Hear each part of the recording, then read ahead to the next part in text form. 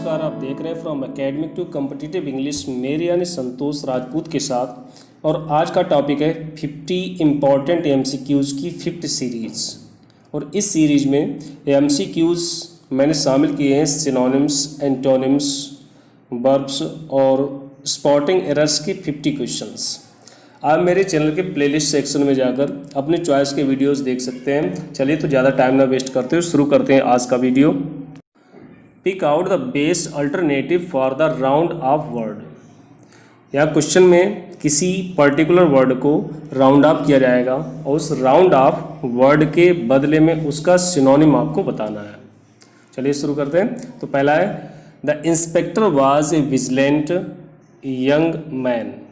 तो यहाँ पर राउंड ऑफ वर्ड है विजिलेंट, और इस विजिलेंट को आप रिप्लेस कर सकते हैं कि इसके बदले कोई दूसरा सिनोनिम यूज कर सकते हैं। जैसे इसके ऑप्शन है स्मार्ट, वॉचफुल, एम्बिशियस, इंटेलिजेंट।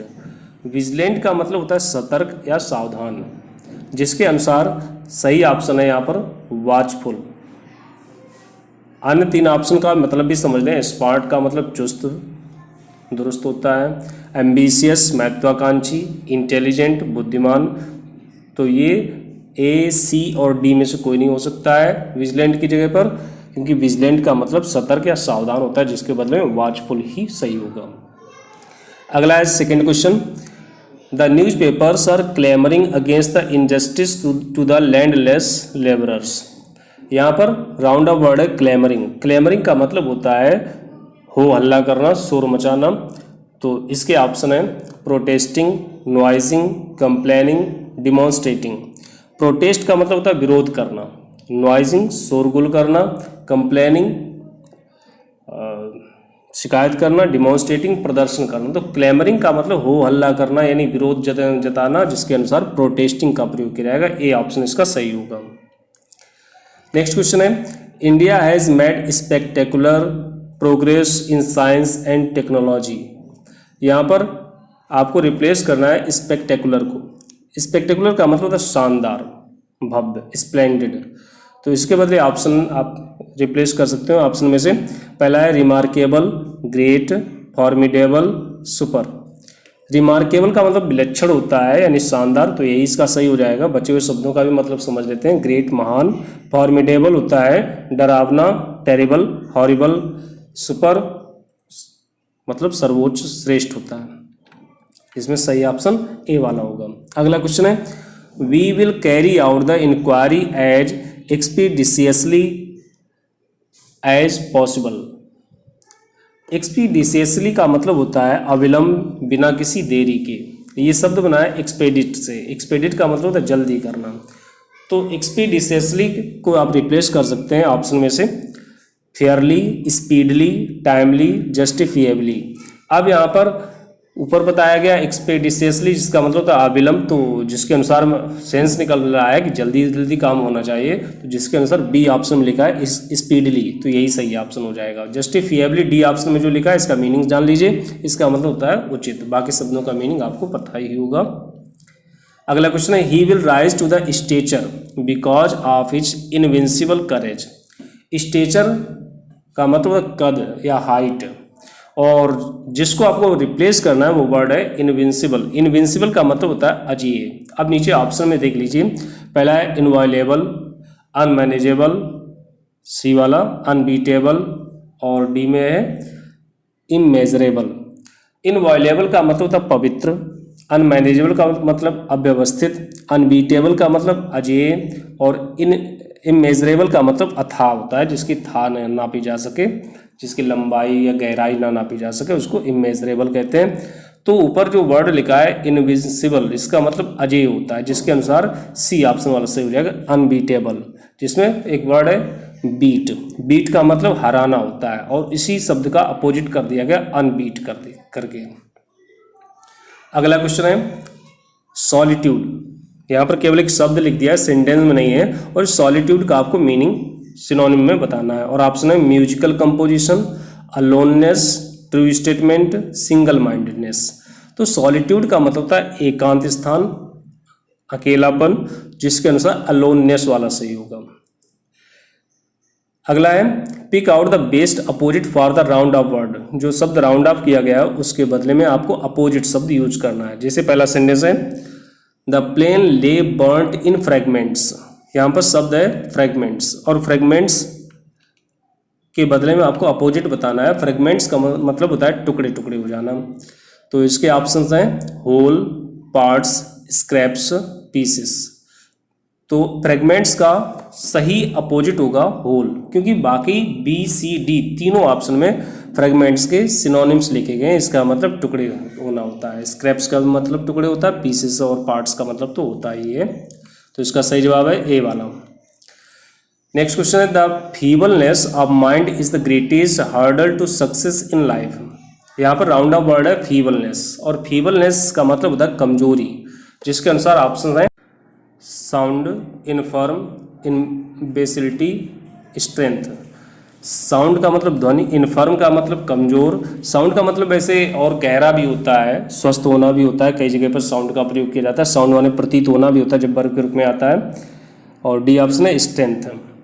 तो फीबलनेस का जस्ट अपोजिट होगा स्ट्रेंथ। कुछ शब्दों का मीनिंग समझ लीजिए। साउंड का मतलब तो बता ही दिया। इनफर्म का मतलब कमजोर होता है। इम्बेसिलिटी का मतलब मूर्खता होता है। तो ये एक भी नहीं होगा, सही जवाब यहाँ पर है डी वाला। अगला क्वेश्चन है the facts of the case were obscured by the speech of the offence council. Obscured का मतलब अस्पष्ट होता है। इसके बदले में आपको सिनोनिम बताने हैं और ऑप्शन है reflected, illustrated, clarified, exhibited. Reflected का मतलब प्रतिबिंबित होता है, इलस्ट्रेटेड उद्धृत करना, उदाहरण देना होता है, क्लैरिफाइड स्पष्ट करना होता है, और एग्जिबिटेड का मतलब प्रदर्शित करना या दर्शाना होता है। तो ऑब्सक्योर्ड का जस्ट अपोजिट यहाँ पर होगा क्लैरिफाइड। इसका मतलब होता है स्पष्ट कर दिया गया। नेक्स्ट क्वेश्चन है the young business executive was very perspicacious. Perspicacious का मतलब होता है कुशाग्र बुद्धि, तीव्र बुद्धि वाला। जिसके ऑप्शंस हैं जो अपोजिट में आपको बताने हैं banal, clever, humble, unreliable. Banal का मतलब होता है तुच्छ, क्लेवर चतुर, हम्बल विनम्र, और अनरिलायबल का मतलब होता है अविश्वसनीय। तो परस्पिकैसियस का मतलब अपोजिट में आएगा अनरिलायबल, जो डी ऑप्शन इसका सही होगा। नेक्स्ट क्वेश्चन है the signature tune of the serial is a harmonious blend of notes. Harmonious शब्द को राउंड अप किया गया, तो इसका आपको अपोजिट बताना है और ऑप्शंस हैं हैप्जार्ड, डिस्कॉर्डेंट, अनम्यूजिकल, क्रूड। हैप्जार्ड का मतलब होता है बेतरतीब यानी अव्यवस्थित। डिस्कॉर्डेंट का मतलब होता है प्रतिकूल। अनम्यूजिकल जो सुर में ना हो। क्रूड भद्दा। तो हारमोनियस का जस्ट अपोजिट होगा प्रतिकूल, डिस्कॉर्डेंट वाला। बी ऑप्शन इसका सही होगा। अगला क्वेश्चन है रिलेंटलेस। रिलेंटलेस का आपको अपोजिट बताना है और इसके ऑप्शंस हैं मर्सीलेस, यील्डिंग, मोनोटोनस, इंसिजिव। तो रिलेंटलेस का मतलब होता है दयाहीन। तो पहला ऑप्शन मर्सीलेस, इसका मतलब दयाहीन तो होता ही है, तो ये उसका सिनोनिम हो जाएगा। चाहिए यहाँ पर एंटोनिम, अपोजिट आपको बताने हैं। यील्डिंग झुक जाने वाला यानी विनम्र होता है, और मोनोटोनस खिन्न होता है, उदासी भरा। इंसिजिव ड्रिलर, छेदक को कहते हैं। तो इसका सही ऑप्शन यहाँ पर होगा अपोजिट में यील्डिंग।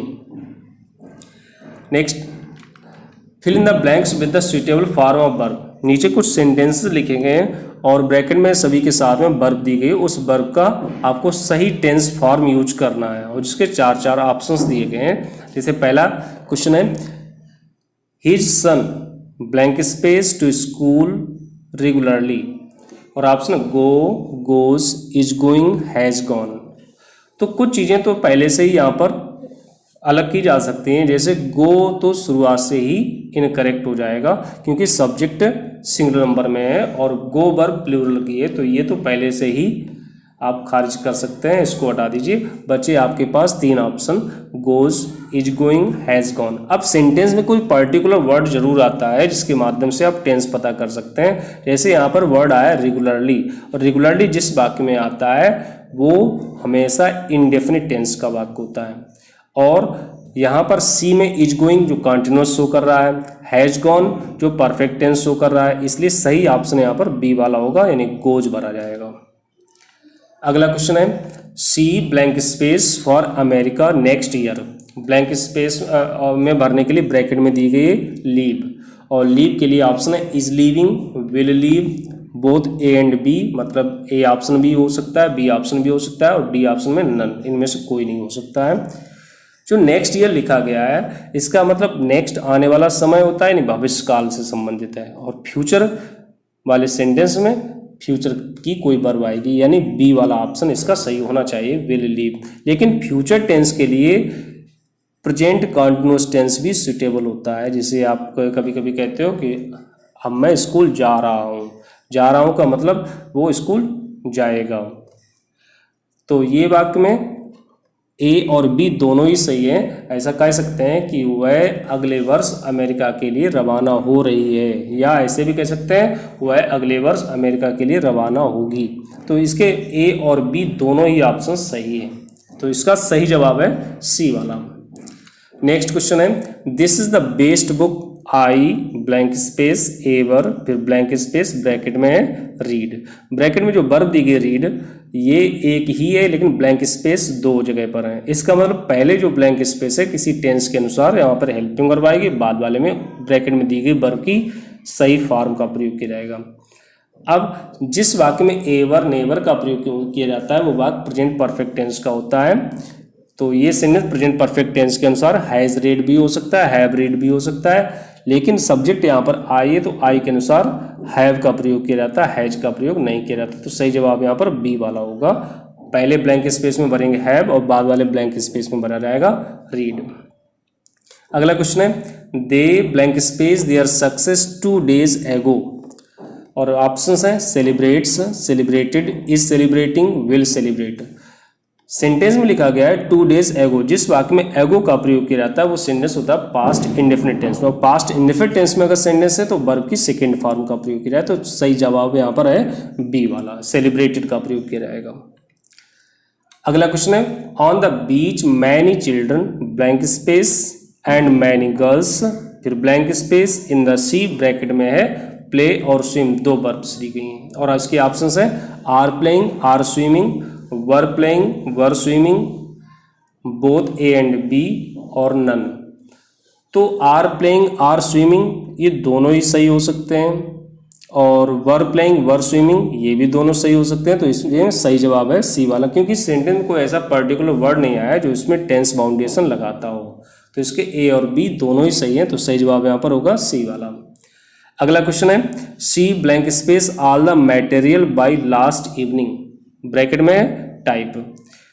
किसी वाक्य में अगर बाई लगा करके समय दिया जाता है तो बाई का मतलब बिफोर हो जाता है, और बिफोर के बाद में अगर समय आता है तो बिफोर के बाद वाला सेंटेंस शो होने लगता है पास्ट इंडेफिनिट टेंस का, और बाई यानी बिफोर से पहले वाला सेंटेंस होता है पास्ट परफेक्ट टेंस का, जिसके ऑप्शंस हैं types, typed, will have typed, had typed. और जो मैंने बताया कि बाई यानी बिफोर से पहले पास्ट परफेक्ट टेंस का होता है, उसके बाद वाला पास्ट इंडेफिनिट टेंस में होता है। जो बाय लास्ट इवनिंग लिखा है ये पास्ट इंडेफिनिट टेंस हो रहा है, उससे पहले वाला पास्ट परफेक्ट टेंस में होगा। तो इसका सही जवाब यहाँ पर डी ऑप्शन वाला होगा, यानी हैड टाइप्ड। अगला क्वेश्चन है, you blank space college next year, option है will join, joins, joined, had joined. Sentence में पर्टिकुलर वर्ड आया नेक्स्ट ईयर, और जिसमें नेक्स्ट का प्रयोग किया जाता है वो फ्यूचर टाइम शो करता है। तो फ्यूचर यहाँ पर ऑप्शन में से सिर्फ ए वाला शो कर रहा है, तो विल ज्वाइन का प्रयोग करेंगे, यानी ए जवाब, ए ऑप्शन इसका सही होगा। नेक्स्ट है, in a few years time we all blank space in multi storeyed houses, और इसके ऑप्शंस हैं shall be living, will be living, will live, shall live. तो यहाँ पर उम्मीद कर रहे हैं कि अगले कुछ वर्षों में हम सब बहुमंजिला इमारतों में रह रहे होंगे। तो इसके लिए ए ऑप्शन वाला आएगा शैल बी लिविंग, क्योंकि वी सब्जेक्ट के साथ में शैल का प्रयोग किया जाता है और विल का प्रयोग नहीं होता है। और अगर कुछ सर्टेन होता है, कुछ निश्चित होता है, कन्फर्म होता है, तो फिर विल का भी प्रयोग किया जा सकता है। लेकिन इस सेंटेंस में जो बात कही गई है वो एक पॉसिबिलिटी के रूप में कही गई है, फ्यूचर में केवल गेस कर रहे हैं। तो सही जवाब यहाँ पर सिर्फ ए वाला होगा, न कि बी वाला।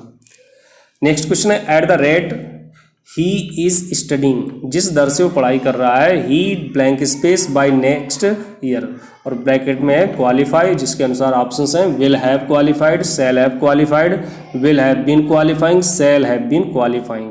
जिस दर से वो पढ़ाई कर रहा है वो अगले वर्ष तक क्वालिफाई कर चुकेगा, जिसके अनुसार ए ऑप्शन वाला होगा, will have qualified. Shall have तो आ ही नहीं सकता है क्योंकि सब्जेक्ट ही के साथ में शैल का प्रयोग नहीं होता, विल का प्रयोग किया जाता है। नेक्स्ट क्वेश्चन है, for the last 10 years he blank space this factory, bracket में है ओन, और ऑप्शन है owns, has been owning, have been owning, has owned. Preposition since या फॉर लगा करके अगर समय दिया जाता है तो सिंस परफेक्ट कॉन्टिन्यूअस टेंस का होता है। परफेक्ट कॉन्टिन्यूअस टेंस यहाँ पर दो दिए गए हैं, बी और सी, यानी हैज बीन ओनिंग और हैव बीन ओनिंग, जिसमें ही के साथ में हैव बीन ओनिंग का तो प्रयोग हो ही नहीं सकता। बचे 2-3 option, owns, has been owning और हैज ओन्ड। अब देखते हैं ब्रैकेट में जो वर्ब दी गई ओन, वो वर्ब कभी भी कॉन्टिन्यूअस टेंस में नहीं आती है। ओन या पजेसिव शो करने वाली जितनी भी वर्ब्स होती हैं वो कभी कॉन्टिन्यूअस टेंस में नहीं आती हैं, तो सी ऑप्शन भी इसका गलत हो गया। अब हमारे पास बचे सिर्फ 2 ऑप्शन, ए और डी। ओन्स का प्रयोग हो सकता है लेकिन यहाँ पर समय दिया गया और समय दिए होने की वजह से ये sentence present perfect continuous tense और प्रेजेंट इंडेफिनिट टेंस दोनों में ना होकर के प्रेजेंट परफेक्ट टेंस में रहेगा, और प्रेजेंट परफेक्ट टेंस के अनुसार आएगा हैज ओन्ड। तो इसका सही जवाब है डी ऑप्शन वाला। अगला क्वेश्चन है, the criminal should blank space at the earliest, bracket में है पनिश। अब इस सेंटेंस का सब्जेक्ट है द क्रिमिनल। क्रिमिनल किसी को पनिश नहीं करेगा बल्कि क्रिमिनल को पनिश किया जाएगा किसी दूसरे के द्वारा। अगर कार्य किसी दूसरे के द्वारा होता है तो सेंटेंस पैसिव वॉइस में हो जाएगा, और किसी मॉडल ऑक्सिलरी वर्ब के साथ अगर पैसिव वॉइस करते हैं तो उसके बाद में बी लगा करके वर्ब की थर्ड फॉर्म लिखी जाती है। तो बी ऑप्शन यहाँ पर सही होगा, बी पनिश्ड। अगला क्वेश्चन है, where blank space you an hour ago, और ब्रैकेट में बी, और option B is was were. Sentence में आया हुआ एगो, और एगो ये शो कर रहा है कि सेंटेंस पास्ट इंडेफिनिट टेंस में होगा, तो बी और इज तो इसके दोनों ही ऑप्शन गलत हो गए, बचे सी और डी में।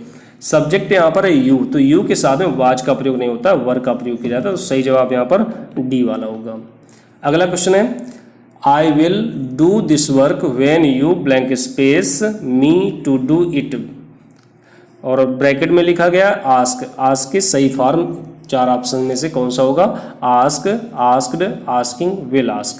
सेंटेंस का मतलब समझिए, I will do this work, मैं ये काम करूँगा, when you me to do it, जब आप मुझसे करने को कहेंगे।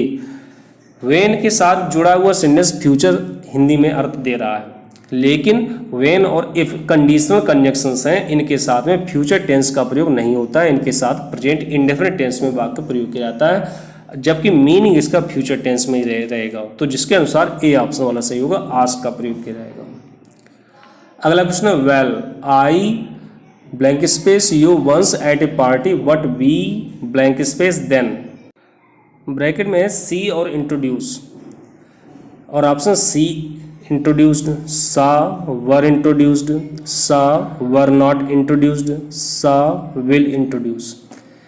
सेंटेंस का अर्थ है, अच्छा मैं आपसे पार्टी में एक बार मिला था लेकिन तब हम एक दूसरे से परिचित नहीं हुए थे, जिसके अनुसार पास्ट इंडेफिनिट टेंस के अनुसार आएगा सा और वर नॉट इंट्रोड्यूस्ड, यानी सी ऑप्शन सी होगा।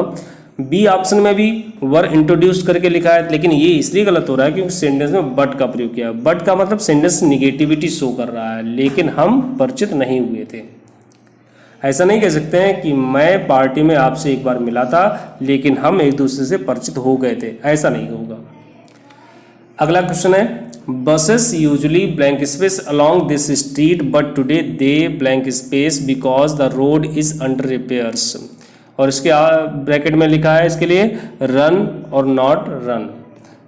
तो 2 ब्लैंक स्पेस हैं, पहले ब्लैंक स्पेस के लिए लिखा गया यूजुअली, और जिस वाक्य में यूजुअली का प्रयोग होता है वो सेंटेंस प्रेजेंट इंडेफिनिट टेंस का होता है, और प्रेजेंट इंडेफिनिट टेंस चारों ऑप्शन में हो रहा है, लेकिन ए बी यहीं पर ऑप्शन आप गलत घोषित कर सकते हैं क्योंकि सब्जेक्ट है बसेस, और बसेस सब्जेक्ट अगर प्लूरल है तो ऑप्शन में जो वर्ब लिखेंगे ए बी में वो सिंगुलर करके लिखेंगे, रन्स लिखा गया है, इसलिए ए बी तो गलत है। अब बचे सी और डी ऑप्शन, इन पर ही आपको ध्यान देना है। तो रन सी और डी में भी लिखा गया है। अब आगे और चलते हैं। बसेस आमतौर पर इस सड़क पर चलती रहती हैं लेकिन आज वे नहीं चल रही हैं, ये कहा जाएगा। बट का मतलब सेंटेंस निगेटिविटी शो कर रहा है, जो डी ऑप्शन में है तो, लेकिन वो सेंटेंस प्रेजेंट इंडेफिनिट टेंस करने लगा है, क्योंकि ये पर्टिकुलर घटना से संबंधित हो गया है। पहले यूजुअली का प्रयोग हुआ है वो प्रेजेंट इंडेफिनिट टेंस के लिए है, लेकिन वो पर्टिकुलर घटना के लिए है सेकंड पोर्शन में, तो वहाँ पर प्रेजेंट कंटीन्यूअस टेंस का नेगेटिव आ जाएगा। तो सही ऑप्शन यहाँ पर सी वाला होगा। अगला है one day while his mother blank space at her brother's house she blank space out of the house, और इसके लिए ब्रैकेट में दिया गया है स्टे और टर्न। तो ऑप्शंस में देख लीजिए, was staying, was turned, stay, turn, is staying, turn, stage, turns. जो वन डे लिखा गया है ये शो कर रहा है कि सेंटेंस पास्ट टेंस में है, तो बी सी डी तीनों इस ऑप्शंस पास्ट टेंस नहीं शो कर रहे हैं, तो ए ऑप्शन ही इसका सही हो जाएगा। पूरा अर्थ देख लीजिए, एक दिन जब उसकी माँ अपने भाई के घर पर रुकी हुई थी तो उसे घर से निकाल दिया गया। ये ए ऑप्शन के अनुसार इसका मीनिंग होगा। अगला question, sometimes I wonder if she blank space peacefully with her husband bracket में लिव, और इसके option lives, living, is living, was living. B option तो तुरंत ही आप गलत कर सकते हैं, क्योंकि लिविंग लिखा गया, वर्ब की आईएनजी फॉर्म आई बिना किसी हेल्पिंग वर्ब के, तो बी ऑप्शन इसका गलत है। अब बचे हुए पोर्शंस का मतलब समझ लीजिए। कभी कभी मुझे आश्चर्य होता है कि क्या वो अपने पति के साथ शांतिपूर्वक रह रही है, तो ये प्रेजेंट कंटीन्यूअस टेंस के अनुसार सी ऑप्शन वाला होगा, इज लिविंग का प्रयोग किया जाएगा। नेक्स्ट टाइप के क्वेश्चन यहाँ से शुरू हो रहे हैं। Correct the following sentence if necessary, अगर आवश्यकता हो तो सेंटेंस को आप करेक्ट करें और उसको बताएं इस सेंटेंस में क्या गलती, स्पॉटिंग एरर्स जैसे होते हैं। पहला है we were hearing the bell, hear का प्रयोग लिंकिंग वर्ब के रूप में होता है, इसलिए ये वर्ब कभी कंटीन्यूअस टेंस में नहीं हो सकता है, हमेशा इंडेफिनिट या फिर एटलीस्ट परफेक्ट टेंस में जा सकती है। तो वर हियरिंग यहाँ पर नहीं होगा, यहाँ पर हर्ड का प्रयोग किया जाएगा, पास्ट इंडेफिनिट टेंस में आएगी। अगला question, she just completed the letter then, just का प्रयोग जिस वाक्य में होता है वो सेंटेंस होता है प्रेजेंट परफेक्ट टेंस में, लेकिन देन का प्रयोग भी इसी सेंटेंस में किया गया तो प्रेजेंट हट करके अब हो जाएगा पास्ट का परफेक्ट टेंस। अगर पास्ट का परफेक्ट होगा तो कंप्लीट सेंटेंस होगा सही, she had just completed the letter then. अगला है she has left for her husband's last weekend, यहाँ पर सेंटेंस में लास्ट का प्रयोग किया गया, लास्ट जिस वाक्य में आता है वो पास्ट इंडेफिनिट टेंस का होता है। सेंटेंस में लिखा गया हैज लेफ्ट, और हैज लेफ्ट यहाँ पर नहीं हो सकता, पास्ट इंडेफिनिट टेंस के अनुसार इसकी सेकेंड फॉर्म आएगी लेफ्ट, यानी कंप्लीट लिखना होगा she left for her husband's last weekend. Next है why he came and when he left is difficult to understand, इस सेंटेंस में देखिए क्या गलती है, यहाँ पर दो एक्शंस हैं, वाई ही केम दूसरा एक्शन है, व्हेन ही लेफ्ट, और ये दोनों एक्शन इस सेंटेंस के सब्जेक्ट के रूप में प्रयोग हुए हैं, और वर्ब यहाँ पर इज सिंगुलर नंबर के प्रयोग की, जबकि एक्शन कितने हैं, दो। अगर एक्शंस दो हैं तो वर्ब भी प्लूरल नंबर की आएगी, इज की जगह पर आर का प्रयोग किया जाएगा, यानी सही होगा why he came and when he left are difficult to understand. अगला I say lend you my car if you will not misuse it, अभी बताया था इफ और व्हेन ये दोनों कंडीशनल कंजक्शंस हैं, इनके साथ में जो सेंटेंस आता है वो फ्यूचर सेंस देता है, लेकिन वो फ्यूचर में लिखा नहीं जाता, वो हमेशा प्रेजेंट इंडेफिनिट टेंस में लिखा जाता है। तो यहाँ सही होगा if you do not misuse it, यानी कंप्लीट होगा I say lend you my car if you do not misuse it.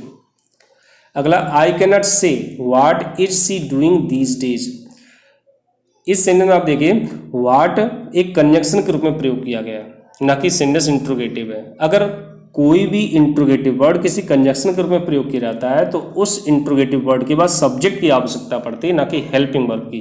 तो सही होगा I can not say what she is doing these days. His aim is no more than to use unfair means to attain success in life, then के बाद infinitive का प्रयोग नहीं होता है, देन के बाद बेयर इन्फिनेटिव आता है, भले ही मीनिंग भी इन्फिनेटिव जैसा निकल रहा हो लेकिन टू का प्रयोग नहीं होगा, देन के बाद केवल यूज लिखा जाएगा, यानी सही होगा his aim is no more than use unfair means to attain success in life. Next question, being fine we decided to go on picnic. यहाँ पर नॉमिनेटिव एब्सोल्यूट का प्रयोग किया जाएगा। दोनों पोर्शन के सब्जेक्ट्स अलग अलग हैं। जो पहले पोर्शन का सब्जेक्ट महत्वहीन था तो उसको नहीं लिखा गया, जबकि उसे लिखना चाहिए। तो सही होगा it being fine we decided to go on picnic. Next है, the mother and not her children have been arrested for committing theft. अगर दो सब्जेक्ट्स एंड नॉट से जोड़े गए हो, जैसे द मदर और हर चिल्ड्रन, या दो सब्जेक्ट्स हैं और ये एंड नॉट से जोड़े गए हैं, तो वर्ब का प्रयोग जो हैव लिखा गया है ये उसके अनुसार होगा जो सबसे पहले आया। सबसे पहले आया द मदर, मदर के अनुसार, मतलब सिंगुलर नंबर में है तो उसके अनुसार हैव की जगह पर हैज का प्रयोग किया जाएगा। The mother and not her children has been arrested for committing theft. None but the leaders of our country is responsible for this state of affairs. None but के साथ में जो भी शब्द बाद में आता है उसी के अनुसार वर्ब का प्रयोग किया जाता है। नन बट के साथ लिखा गया द लीडर्स, जो कि प्लूरल नंबर में है तो उसी के अनुसार इज की जगह पर आर का प्रयोग किया जाएगा। None but the leaders of our country are responsible for this state of affairs. Each of the students are obedient. Each of, either of, neither of, none of, one of के साथ में noun pronoun plural number के आते हैं, लेकिन verb singular number की आती है, तो आर की जगह पर इज का प्रयोग करेंगे। 200 रुपीज वर ए लार्ज अमाउंट 50 ईयर्स एगो। अगर कोई प्लूरल नंबर नाउन किसी सिंगुलर की ओर इशारा करता है तो उसके लिए वर्ब सिंगुलर नंबर की ही प्रयोग की जाएगी, क्योंकि 200 रुपीज़ को एक धनराशि के रूप में प्रयोग किया गया, तो वर्ब की जगह पर वाज का प्रयोग करेंगे। 200 rupees was a large amount 50 years ago. Next है, many an accidents have taken place. Many के साथ में अगर ए या एन का प्रयोग किया जाएगा तो नाउन या प्रोनाउन उसके साथ जो भी आएंगे वो सिंगुलर नंबर के होंगे और वर्ब भी सिंगुलर नंबर की होगी, तो सही होगा many an accident has taken place. अगला है, she is intelligent but her sisters dull. यहाँ पर she is intelligent but her sisters are dull, ये इस तरह से होना चाहिए था, लेकिन कभी कभी वर्ब्स कोऑर्डिनेटिंग कंजंक्शन के साथ में सिमिलर वर्ड्स रिपीट नहीं करते हैं, चाहे वो वर्ड हो या नाउन हो। अब जैसे मान लीजिए हर सिस्टर्स की जगह पर हर सिस्टर होता केवल, तो यहाँ पर इज आता, यानी दो पोर्शन बनते, she is intelligent but her sister is dull, जिसमें इज दो बार रिपीट हो रहा है, दो बार आ रहा है, तो इज सेकेंड पोर्शन में नहीं लिखेंगे, यानी तब हम ऐसे कर सकते हैं she is intelligent but her sister dull. लेकिन बट के बाद जो सब्जेक्ट लिखा गया है हर सिस्टर्स, वो प्लूरल नंबर में है और प्लूरल नंबर की वर्ब इज नहीं हो सकती, आर होगी, तो यहाँ पर दोनों पोर्शन में ही हमें वर्ब लिखनी पड़ेगी, तो सही होगा she is intelligent but her sisters are dull. Many a bride have been burned and killed for dowry. Many a के साथ में नाउन सिंगुलर नंबर के आते हैं, लेकिन वर्ब भी सिंगुलर नंबर की ही प्रयोग की जाती है। अभी एक्सीडेंट वाला एक सेंटेंस ऊपर आ चुका है, तो सही होगा many a bride has been burned and killed for dowry. अगला क्वेश्चन है, I don't think 10,000 rupees are a large sum for the work you are going to undertake. यहाँ पर 10,000 रुपीज़ को एक अमाउंट के रूप में प्रयोग किया गया, तो आर का प्रयोग यहाँ पर नहीं हो सकता, इज का प्रयोग करेंगे, तो सही होगा I don't think 10,000 rupees is a large sum for the work you are going to undertake. अगला है, I inquired of him why he is so negligent in his studies. अभी एक सेंटेंस आया था जिसमें व्हाट कंजक्शन के रूप में प्रयोग किया गया था, तो बताया गया था व्हाट एक कंजक्शन के रूप में है, तो उसके बाद में सब्जेक्ट का प्रयोग होता है। इस प्रकार से यहाँ भी हम देख रहे हैं वाई कंजक्शन के रूप में, तो वाई के बाद सब्जेक्ट आता है तो सब्जेक्ट का प्रयोग किया गया, लेकिन वाई से पहले जो पोर्शन लिखा है वो रिपोर्टिंग वर्ब का काम कर रहा है और वाई के बाद में जो लिखा है वो रिपोर्टेड स्पीच है। और आप जानते हैं कि रिपोर्टेड स्पीच में टेंस बदल जाता है अगर रिपोर्टिंग वर्ब पास्ट टेंस की हो। रिपोर्टिंग वर्ब यहाँ पर आई इंक्वायर्ड ऑफ हिम जो पास्ट टेंस की, तो वाई के बाद जो सेंटेंस लिखा गया वो पास्ट टेंस में ही चला जाएगा, इज का प्रयोग नहीं होगा, वहाँ पर वाज का प्रयोग करेंगे, यानी सही होगा I inquired of him why he was so negligent in his studies. Doctor Radhakrishnan was more famous philosopher than a politician. जब एक ही व्यक्ति के दो गुण आपस में कंपेयर किए जाएंगे तो डिग्री यानी कंपैरेटिव डिग्री के साथ में आर्टिकल का प्रयोग नहीं होगा, उसके नाउन के साथ में आर्टिकल लगेगा, सही होगा doctor Radhakrishnan was more famous a philosopher than a politician. Next है, it is futile to give an advice to a person who would not listen to you. Advice abstract noun है और abstract noun के साथ में किसी भी article का प्रयोग नहीं होता, तो सही होगा it is futile to give advice to a person who would not listen to you. Next है the enemy has received many informations regarding the activities of the army of a neighbouring country. Information भी abstract noun के रूप में है और इसके साथ भी सिंगुलर या प्लूरल नहीं हो सकता है, तो मैनी का प्रयोग नहीं करेंगे, इंफॉर्मेशन लगा सकते हैं, या फिर अगर आप मैनी रखना चाहते हैं तो मैनी पीसेस ऑफ इंफॉर्मेशन का प्रयोग करना होगा। तो इसको आप दो प्रकार से कह सकते हो, the enemy has received information regarding the activities of the army of our neighbouring country, या ऐसे लिख सकते हैं the enemy has received many pieces of information regarding the activities of the army of our neighbouring country. अगला है the table's wood is infested with mite and I am likely to dispose it of. Mite का मतलब होता है दीमक। Sentence में लिखा है शुरुआत में the table's would, apostrophe S लगा है, और अपॉस्ट्रोफी एस का प्रयोग केवल सजीवों के साथ होता है, निर्जीवों के साथ अपॉस्ट्रोफी एस नहीं आता है, तो ये सही ऐसे होगा the wood of the table is infested with mite and I am likely to dispose it of. तो ये थे 50 सेंटेंसेस जो सिनोनिम्स, सिंटोनिम्स, वर्ब्स और स्पॉटिंग एरर्स पर आधारित हैं। मैं उम्मीद करता हूं कि आपको समझ में आए होंगे। धन्यवाद। Subscribe and press the bell icon on the YouTube app to never miss an update.